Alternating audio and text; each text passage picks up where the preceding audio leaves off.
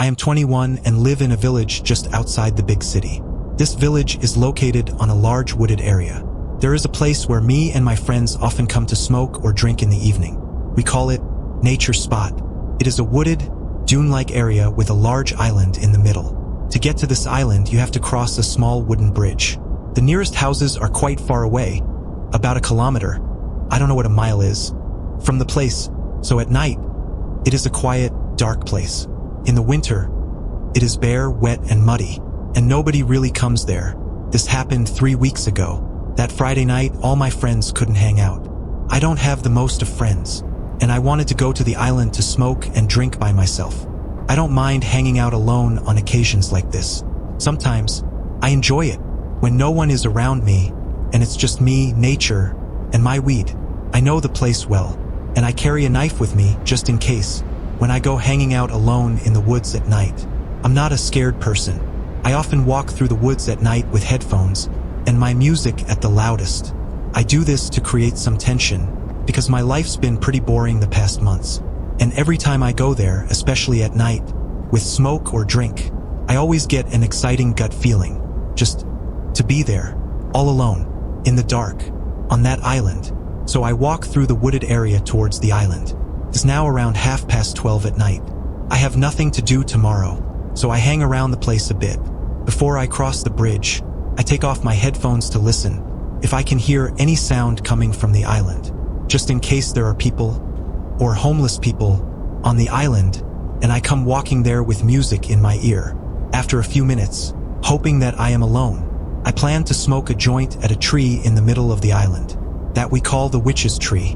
This, because in the winter, it looks like the Blair Witch Project movie setting.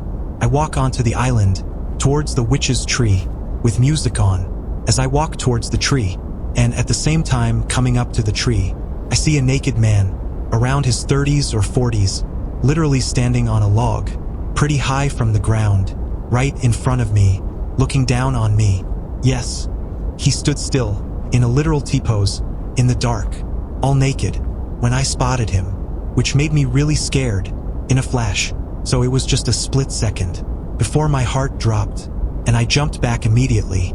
My headphones fell from my head into my hands. I first scream out to the man, "Hey, what the fuck are you doing?" Out of panic and fear, I jog backwards while keeping my eyes on the dark pathway. At this point, my whole body is filled with fear and adrenaline. I did not know what to do or say, so I yelled while jogging back, "Yo, ik zag JEWL, ik heb een mes, kom, ik ga steken." This means like, I saw you, come to me, I got a knife. Because he looked like he was ready to chase me. He was going to. I've used this tactic before, especially in forested areas, encountering homeless or suspicious people at night. Nowhere near this location, but when I yell out, "Come to me," it creates a kind of psychological reaction, where I invite the perpetrator to come my way, instead of showing fear or freezing.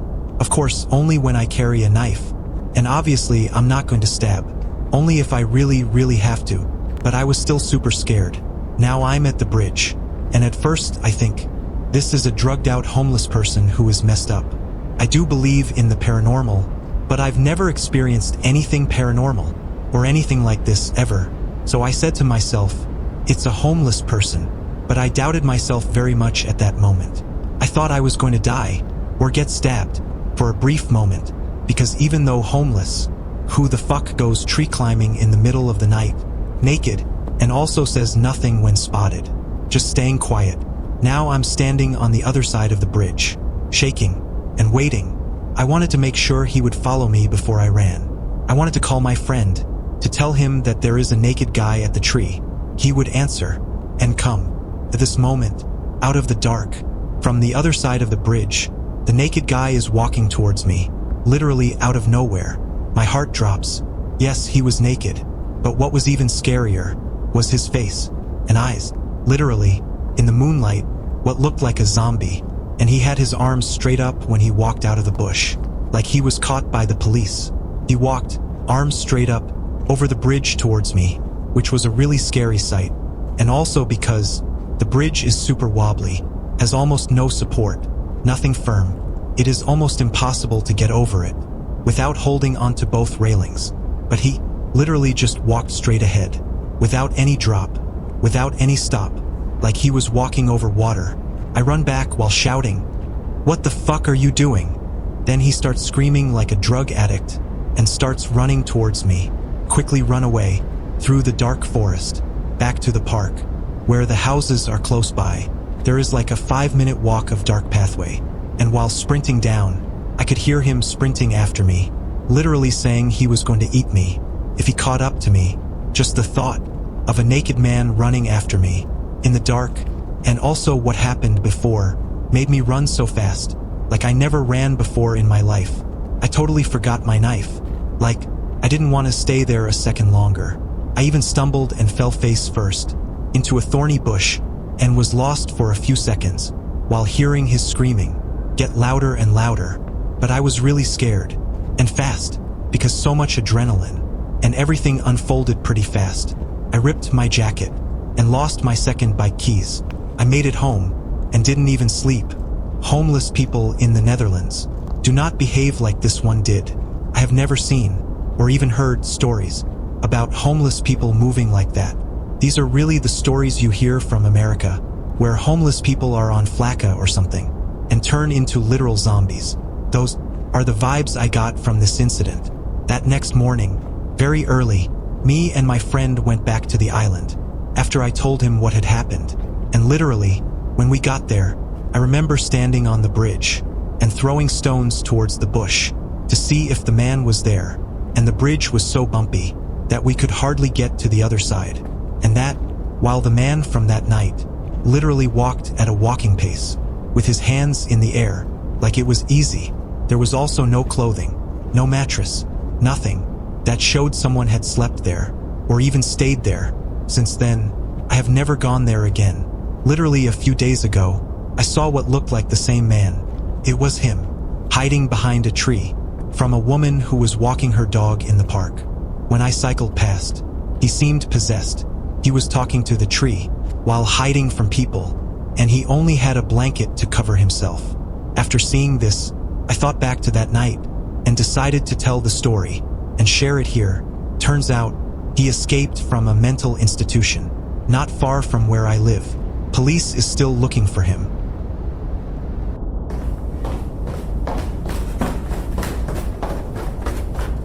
When I was 9, my older brother told me a rule. Never be the last one to go upstairs.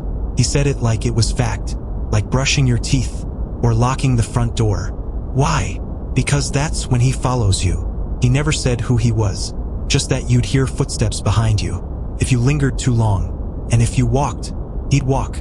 But if you ran, he'd run faster. I laughed it off until the night I forgot. It was late. Everyone else was already asleep. I was downstairs, sneaking biscuits, watching TV on mute. When I turned it off, the room felt too quiet. As I crept to the stairs, the lights buzzed faintly overhead. Halfway up, I heard it creak. Not from above, no, from below. Like someone had just stepped onto the bottom stair. I froze, looked back. Nothing. The hallway was dark, the front door locked. No wind, no pets, just silence. And that soft, lingering creak. I kept climbing. Creak. Another step behind me, faster this time, closer. My skin prickled, my breath caught. I didn't run, not yet. I moved faster, heart pounding, grabbing the banister like it could save me. Creak, creak, creak. He was matching me, step for step.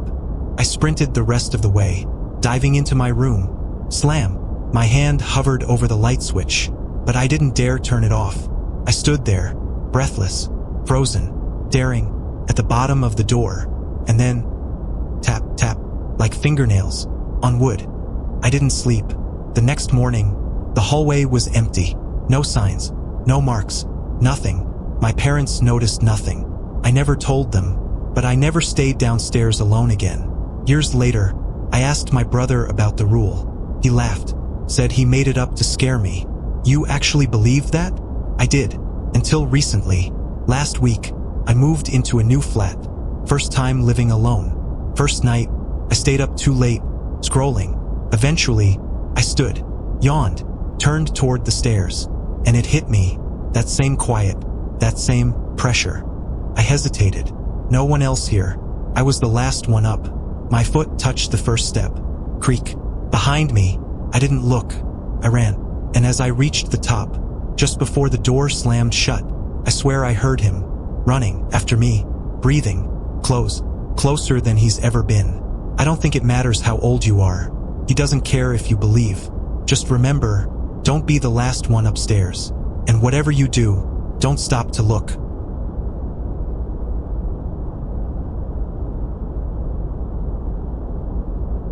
I was 36 years old when I disappeared. It was a Saturday. I just hollered up the stairs for my son, Charlie, to come down for breakfast. After 15 minutes of waiting, I was losing my patience. I walked up to his bedroom to find the door open, Charlie still fast asleep. Charlie was your typical 13-year-old. He'd probably been up until 3 a.m., playing video games. I decided to shake him awake before we wasted a beautiful morning. And that's when I panicked. My hand went through his shoulder. I recoiled, thinking I was imagining things. But again, my hand slipped through his body like a tree in fog. I screamed in his face, clapped my hands together as hard as I could. Nothing. I paced around the house for hours, convinced I was dead. Charlie awoke around noon, calling for me over and over, even as I stood right in front of him. The police came, Charlie crying in the front yard, as my ex-wife whispered in his ear how I must have left him, just like I left her. I could only stand and watch, as policemen simply walked through me. By the third day, the hunger that gnawed my guts told me I wasn't quite dead, but the maddening slip of my hand through anything I touched proved I wasn't quite alive either. Soon, I was starving to death, but unable to eat, dying of thirst, but unable to drink. Weeks went by. The house foreclosed. Charlie moved in with his mother, slowly accepting that I'd abandoned him. Couldn't take it. I laid in the street and screamed at the sky, praying for death, begging for it, with a howl that shook my very soul. I wished that someone, anyone, would hear me. And someone did. I was jolted from my stupor by a tap on my shoulder. Before me stood a woman in a brown leather jacket, a wry smile on her lips. A dour-looking man in a cheap suit and sunglasses stood beside her. I thought I was finally free. "Are you real?" I stammered, convinced my nightmare was at an end. "You can see me?" "Of course," the man said, as if this was just another errand. "Saw you on our scanners." I didn't understand. I tried to pick up an empty bottle on the ground, nearly sobbing, as it slipped through my fingers. "What do you mean?" I choked out. "Are you like me? Some people fall off the map, kid." The woman said, sighing as a pedestrian walked through her, as if she were made of air. "We'll explain everything when you meet the others," the man said, helping me to my feet. His hand felt rough and warm, felt real. "What others?" I cried. "Who are you people?" "Agent D.B. Cooper, Interdimensional Protection Agency," the man said, shaking my hand. "Senior Agent Amelia Earhart," the woman said, extending her own. "Welcome to your first day."